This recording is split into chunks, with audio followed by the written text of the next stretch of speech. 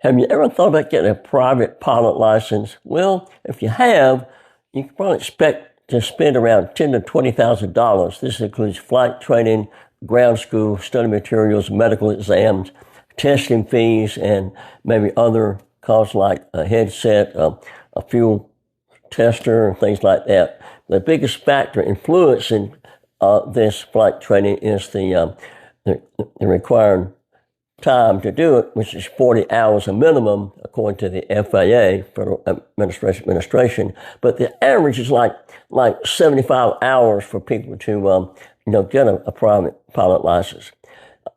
Here's a more detailed breakdown of the cost. The flight training, this is the most significant expense. Typically, costs between $8,000 to $14,000, and it includes the cost of renting the aircraft and paying for the flight instructor. The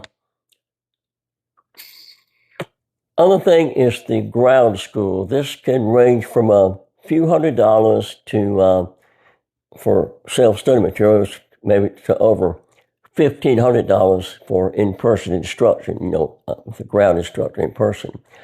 So,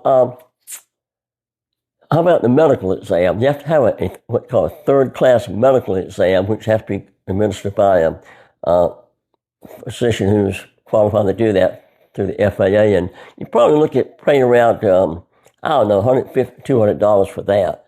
You have testing fees, including the written knowledge test and the practical check ride, which you ride with an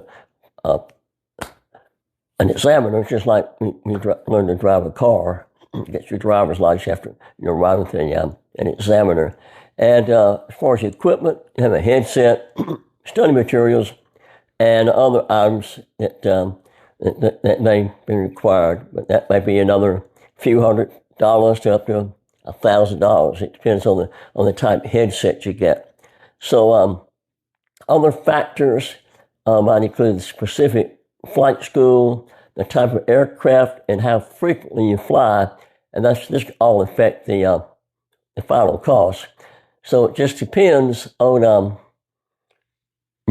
I guess your budget. I mean, you don't have to fly all at one time. You can fly maybe an hour at a time or something like that, which is probably recommended. At least you fly maybe every week, once a week, maybe twice a week. It depends on here again on your your funds available, things like that. But 40 hours is so 20 hours. With a flight instructor, then 20 hours what you call solo flight, which would require, you fly by yourself and maybe doing, that would involve doing cross-country flying and things like that by yourself. So, anyway, if you have any questions about learning to fly, I'm a former flight instructor. I don't do that now.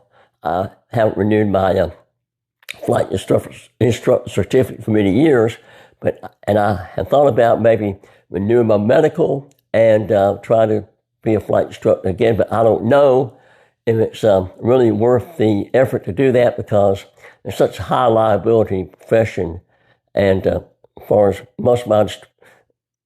I know, all my students that I still know are still living because I was a rigorous flight instructor and I taught them very well, and I taught them that safety is the number one factor in flying.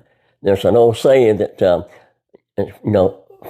proper pre-flight of an airplane prevents poor performance, which is very true. I have seen a lot of really experienced pilots who take off and don't do a pre-flight inspection, and they might end up crashing right after takeoff or something like that. And it happened. I mean, it's hard to imagine that somebody who has thousands of hours of flying time would not pre-flight the airplane. But anyway, if you have any questions, comments, please let me know. And I hope you like this video. If you do, please subscribe and reach out to me if you have any questions. Thanks. Have a nice day. Bye-bye.